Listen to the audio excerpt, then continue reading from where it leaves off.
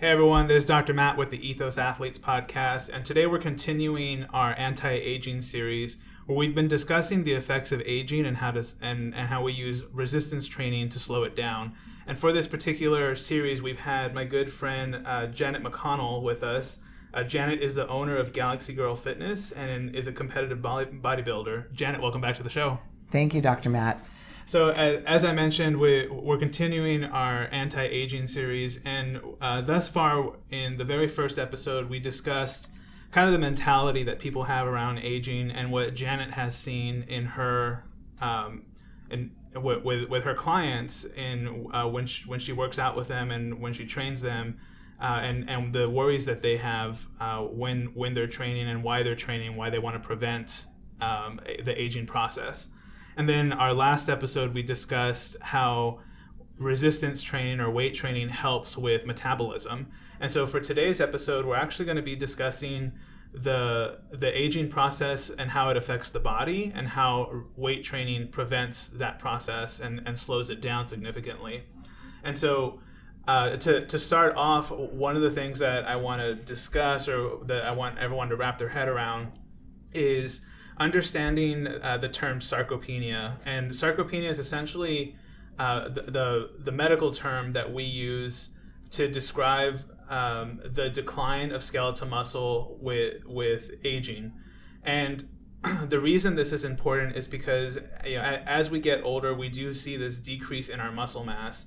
And sarcopenia itself is one of the most important causes of functional decline and the loss of independence in older adults. So when you see individuals who are older that are needing to be put in nursing homes, they're needing to use canes, they're not able to live a life that they love, essentially. And it's because there's other diseases involved, obviously, that can be, but and the physical toll that their body has taken has been gone through, or is sarcopenia, where they're losing that muscle mass. So to give you an idea of when this starts, this isn't something that starts when you're older. There's research that shows that your muscle mass usually starts to decline after 25 to 30 years of age. And so yeah, you heard that right. By the time you're in the age of 25 to 30 years old, your muscle mass is already starting to decline. So if you haven't done anything to build your muscle up during this time, or if you're not doing anything and you're 50 years old, it's you're already behind the game at this point, and you're playing catch up. With this particular rate, if you're not working out, by the time you're 80 years old, you've lost about 40% of your muscle mass from when you were 25 and younger. So that's those are big numbers. That's how severe this thing can get. And again, this leads to a decrease in function as you age, and this is what stops people from being able to be active and I mean being able just to move on their own, and they end up needing assistance. So sarcopenia is responsible for an increase in disability, falls, hospitalization, and then also nursing home admission and mortality at the end of the day. And so we're going to discuss the ways to prevent that. And in the very first episode, I know Janet, you had mentioned that obviously when people are training with you, they're not worried about, oh man, I need to prevent sarcopenia, but they're worried about, I don't want to fall. I don't, I want to be able to move on my own. I don't want others to help me, correct? This is all stuff that you've seen. Yes, it's really true, especially with my older population. People don't start worrying about it until they start seeing it in their friends and their family and the people in their age group as they age. All of a sudden, they notice people around them are starting to have trouble walking or being able to not finish a round of golf or whatever it is that they just enjoyment-wise are not able to do. And they think about it a lot. They worry about it. Yeah, absolutely. I mean, you lose your quality of life, essentially, right? And nobody wants that. Now, when I was talking to Janet, she had a really good way of summing up what our body does at the end of the day. And so why don't you go ahead and tell us, you did it so simply. Why don't you tell us what that is again? Well, it's as simple as this. We live in this body. It is a biological organism. It's not just like a car or a building. It's living. And so it responds immediately and long-term to every single thing you offer it, every experience you offer it. Every thought you offer it, it responds. It's built to do that. It can only respond to you. And in the whole human body experience that we have, it can only do one of two things. It either will grow or it will decay. There's no status quo. There's no even Steven. So your body is every moment getting a message from you by what you think and what you do, how you feed it, how you rest it. Am I growing or am I decaying? It's one or the other. Yeah, and I love that. That's such a simple way to put it. And so, if that helps you with, figuring out, should I go exercise? Should I go do this? Obviously, you're not going to think about preventing sarcopenia, but I mean, you could go and think, do I want my body to grow or do I want it to decay? Mm-hmm. And it sums up like beautifully that mm-hmm. way. And so obviously we don't want our bodies to decay, and we want to continue allowing them to grow as much as we can and keep that vitality that we want so much.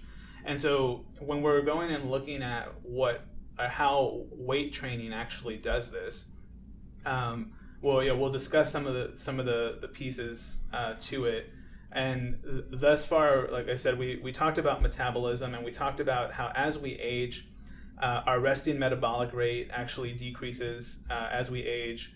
Our muscle protein synthesis decreases, our fat oxidation decreases, and that leads to us having a slower metabolism. And we discussed that in the last episode, and we said how weight training, one of the ways that it works is that in order to increase our metabolism, we need to increase the amount of mitochondria that we have in our muscle cells, and that's what allows us to boost our metabolism. When we discuss metabolism, that's what we're talking about, is how much energy is our body producing.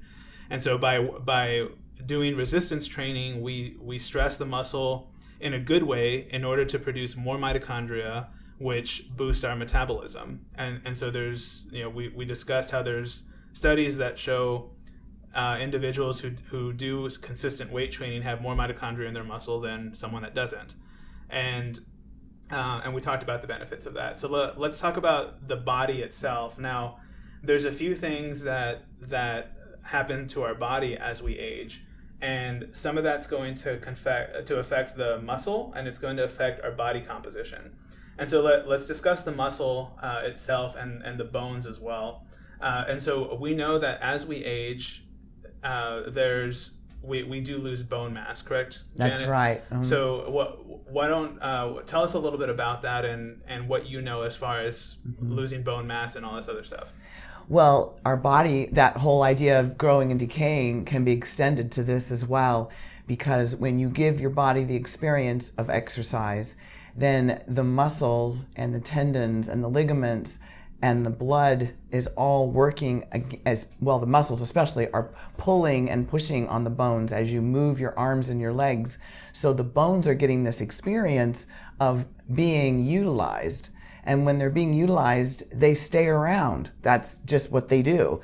If you become sedentary so that you don't use your muscles, then the muscles are not going to interact with your bones and are going to start to wander away. I mean, the cells will literally diminish. And one of the examples I like to share with my clients as they're training is you take our young, healthy astronauts. Astronauts are chosen at the top of their game. They are physically fit in every way before NASA will send them into space. So they go up to the space station for a whole month or maybe more. And when they come back to Earth and they get their physical, every single time they find that over these extended stays, they have lost a measurable amount of their bone mass. Right. As if they were aging. Yeah. But really it's because they've given their body the experience of weightlessness. And in weightlessness, we don't really use our bones very much. So it's the same idea, except I think it's interesting because it can happen even to a young person right. if they are not exercising. So with my middle-aged and more senior clients who exercise, they're the ones who get the good reports when they go to have their bone mass checked. Right. And feel good. Sometimes somebody is already entering into some sarcopenia and they have where they're taking medication and such. What they do is, as they're exercising, they find that they at least mark time. They don't keep advancing. It doesn't keep advancing. It doesn't keep getting worse. Right. So they find it improves a lot. Yeah, and there's definitely studies that show that have proven this fact, where as you do weight training, your your bone mass actually increases, and you don't it is lost at a much slower rate than if you didn't do it. And so, a lot of I have patients that come in that'll go and tell me, oh, well, I take vitamin D and calcium and all this other stuff to prevent bone loss. Okay, well, do you weight train? Because that actually works very, very well, and all the studies prove that. And the vitamin D aspect is nice and it's helpful, and that'll work to some degree. But if you're not weight training and telling your bones to constantly repair and build, that's not gonna it's not gonna go far, right? That's correct. So that's one thing that we look at, and obviously the benefit to having increased bone mass is you're less likely to break your bones, you're less likely to fall because you have a broken hip or anything like that. There's a lot of benefits to that piece, and falling and breaking something is probably one of the scariest things that as people age we worry about. And so being able to weight train actually prevents that piece. The other thing that I want to discuss is, as we age, going into muscle, we actually, so again, sarcopenia is the definition of loss of muscle mass through aging. And so what happens when we lose muscle mass? Well, we lose muscle function. So we have a decrease in strength, a decrease in endurance. We have trouble balancing and with our mobility. Motor performance. So if you're having to lift something and the sequencing is off, because the sequencing can be off because of loss of bone mass, loss of flexibility, range of motion, different things like that. And so those are all the negative things that can happen. And obviously the biggest one that people can probably relate to in that is loss of strength and loss of balance, where you start to worry about falling again. And this kind of goes a little bit with the bone mass. So what do you know what have you learned as a personal trainer in how weight training prevents these things? One of the components of weight training is training for stability and for balance. So when you work the muscles in a very strategic way, they learn to work together so that you reclaim some of the resiliency and the balance you had when you were younger and could walk on a rail and not fall off. And then also we work specifically on balance, balancing on one foot, standing on a cushion that's wobbly and keeping your balance. And it's really interesting because over time, everybody gets better and better. We can measure longer and longer periods of time. But the reason that a person does so much better when they have this kind of training is because in my experience, everybody falls. We all have a spill now and then. So it's part of life, but we fall less when we are healthy and strong. We fall less when we have resilience and balance. And if you fall better, so that when you fall, you don't break something. You just have a bruise and you get well quickly and you don't end up having a long recovery. Because one of the quickest ways to go into assisted living, there's two actually. One is a broken hip. A broken hip is often just the last break a person has. So preventing the bones from decaying is extremely important for that to not happen. And the other is just being able to get up and down out of a chair by yourself. And what I mean by that is being able to get up and down off of a toilet by yourself. Yeah. When you can't do that by yourself, then you're kind of done. Yeah. And so with every one of my clients starting at age 40 all the way up to 85, everybody has to get up and down off of a chair that's lower than their legs are parallel. Yeah. Like a low stool, and learn how to get up off of that chair without using their hands. Right. No, that's perfect. And there's so much research that shows that piece. And I know if I remember correctly, you read the book Blue Zones. Yes. Right. Yeah. So Blue Zones is a book, and I don't have the author on top of my head right now, but Blue Zones is a book where they essentially went and they looked at they looked at the world's population, and they took they found the highest concentration of people over 100 years old, and they went and studied these populations or these subpopulations, and they found a few key things that were similar among all of them, regardless of what part of the world they were in. And these individuals didn't, most of them were, I think there was maybe one American group, right? Yeah. But most of them were in Loma Linda. Yeah. Most of them were in like Okinawa, Sardinia, I remember was another one. But these individuals didn't weight train, but what they did that was different than the U.S., or one of the many things that they did that was different than standard Americans, is they sat on the floor. And they sat on the floor every day. They would eat dinner on the floor, and they were always outside gardening. They were always outside working, and they weren't weight training, but they were doing some sort of physical activity that required a lot of their body, and they did this their entire life. Now come back to the U.S. and is that enough for us to be able to do? Well, obviously, the issue is that we don't sit on the ground. We don't spend a whole lot of time gardening outside doing all this physical labor.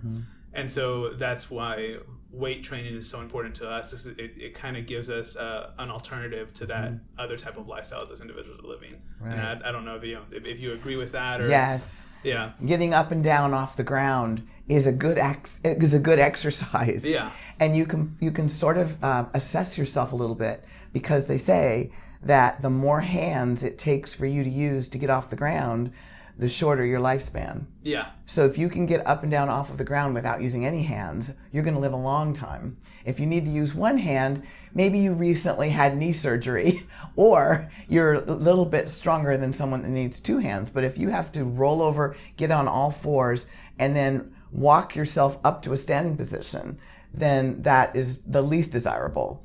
So you can maybe play a game with yourself and see how well you do that on your own. Yeah. Sorry to our listeners listening from the car, because obviously you can't do that right now. And No, wait. I bet everyone else is... Wait till you get to the stoplight. Yeah. I bet everyone else that's not listening in the cars, Yeah. They're testing that out right now.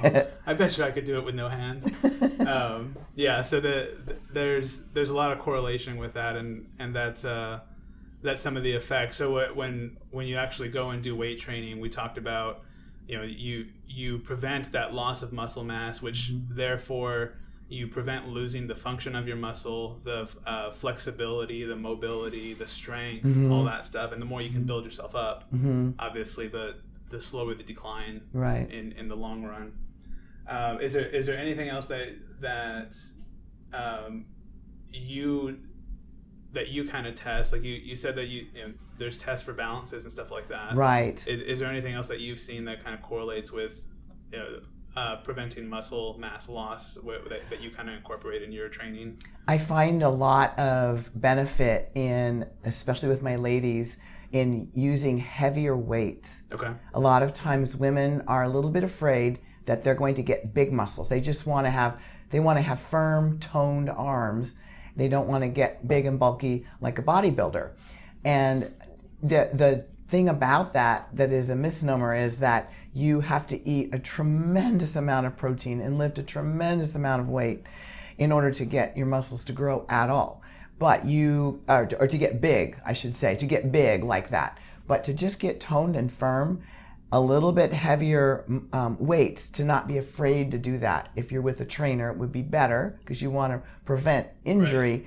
But if you're lifting 8-pound or 10-pound dumbbells, try a 12-pound, try a 15-pound, do a few reps, see if you can do that, because one of the best benefits is to be a little bit stronger than you need to be for everyday life. Yeah, I love that. That gives you a little extra. The good metaphor for that is if you watch baseball and you see the guy that's coming up to bat, he's not up to bat yet. He's standing to the side and he's swinging a bat around, warming up, and he puts a weight on the bat to make the bat heavier, and he swings it around with a heavier weight. And then when he's ready to go up to bat, he takes the weight off, and then he can swing that bat so hard because he's used to swinging it with a heavier weight on it. Right. So it's a really good way of thinking when you go to the gym. Do a little bit more than you really have to do in your everyday life. Yeah. No, and I love that. Now you also had mentioned resistance training's benefits on joints. Well, tell me a little bit more about that. Well, the joints are one of the first areas that hurt as people begin to age. They start to get twinges and aches. And if you were an athlete as a young person, you probably have some arthritis. It just comes with being very athletic when you were younger. And so arthritis, though, is not a game changer if you take care of keeping your joints warm, keeping them stretched, keeping them in good repair, taking good care to wear protective gear when you're practicing a sport. But with joints, they do tend to kind of just get dry and brittle and will sort of crunch a little bit when you move them. And it can be one of those things that keeps you from wanting to exercise. But I know that especially after age 50, it's really important to do the exercises and keep your joints in proper alignment. I would say this is the part where you may want to have a really skilled trainer to protect you, or a really good physical therapist to help you if there's something really hurting you. Yeah, absolutely. That's super important. We know it form Right. trumps everything, right? Yeah. So if you have proper form, then you're not going to hurt yourself. Right. So one of the common things that I think is interesting is people, and you can tell me how realistic this is in your world. People will go and say, okay, well, I do weight training that's not addressing my cardio, right? And so do you hear that fairly frequently? Yes, I do sometimes. It's kind of 6 of one, half dozen of the other. So my own personal experience is that I don't need to do a lot of cardio because my weight training is so intense that I get the high intensity interval training that is like a cardio experience. Yeah. When I weight train. Yeah. I get out of breath doing even upper body sometimes that's heavy. But if you are not getting that experience and you are being a little more moderate in your approach to weight training, then a little bit of cardio is all right, if you want to do it. I would say, though, for most people, they rely too much on cardio. Yeah, I would agree with that. And not enough on muscle training. So you should do more weight training than cardio. And cardio for people that are lifting weights should only be to strengthen your heart so that you can lift better. Right. And all the research really shows and proves that when it comes to like the anti-aging piece, and wanting to obviously wanting to prevent aging, the weight training or resistance training is actually superior to cardio. Now that being said, one of the things that I found interesting was in one of the studies that I was looking at about resistance training, was the fact that it actually benefits cardio still. And so people will go and say, oh, well, I'm not getting any cardio in. Well, you are by doing weight training, like you said. Yeah. And some of the things that it does is it actually helps decrease your blood pressure. It improves the function of your blood vessels. It improves the cardiac preconditioning, so just the condition of your heart, and your body fluid regulation, which is big when you're dealing with blood pressure. So there's a lot of different things that it actually helps improve. There's another aspect to heart health that's called heart rate variability, and that's where it kind of looks at the easiest way to think about it is how your lungs and your heart work together, and are they in sync, essentially is kind of an easy way to think about it. And then that weight training actually helps improve that as well. It's very rhythmic. Right. And heart rate variability has been shown that when it's off, you're in a stress state, you're in a state that is likely going to age faster, you're in a state that has a lower mortality. And so you can reverse that with all the weight training that you do. And so weight training does actually improve cardiovascular health. One of the other things that it does improve is your lung function. And so you're able to actually intake more oxygen and improve the amount of oxygen your body, not only that your lungs bring in, but how much actually transfers to your blood, all that stuff. So there is there is benefits when it comes to your heart and lung or cardiovascular and pulmonary systems that weight training does provide. So don't think that, I have to go do, I'm not getting any cardio from weight training. That's absolutely not the case. And if you're doing it right. Yeah. If you're doing it right, you're getting cardio. Absolutely. And I wanted to insert in there, especially for the ladies who are concerned about staying lean and losing fat and keeping their weight under control. If you do too much cardio, you end up burning the muscle off of your body, because your body gets to a point where it can't burn the fat, it can't access it. It actually will burn the more expensive tissue off first, which is muscle. And I found this over and over in my weight training. I would build my muscle up, and then I would get ready for a competition, and I would cardio, and I was like, what happened to my muscles? They got smaller. Yeah. So I learned right away after that, it's better to do the bodybuilding and get your diet really, really clean. Right. And the cardio is just kind of a garnish. Yeah. Yeah, absolutely. What we'll do is I'm going to post the links to the studies that we're referencing as well. That way y'all can, have the proof there. If you choose to read into it further and learn a little bit more, outside of the summary that we're just giving. So I think we covered bone, we covered muscle, we covered joints, heart, lung. I think we're pretty solid. So balance, yeah. So we threw a lot of info at y'all. So hopefully you're able to digest some of that, and kind of understand a little bit more about why weight training is important, not only for preventing aging, but for sarcopenia and all the stuff that the negative things that come with that. Again, at the end of the day, if you only remember one thing from this entire podcast, I would say make it the very first thing that Janet had mentioned, which is you're either growing or decaying. Yeah, I love that. It's so beautiful. It's so beautiful and simple.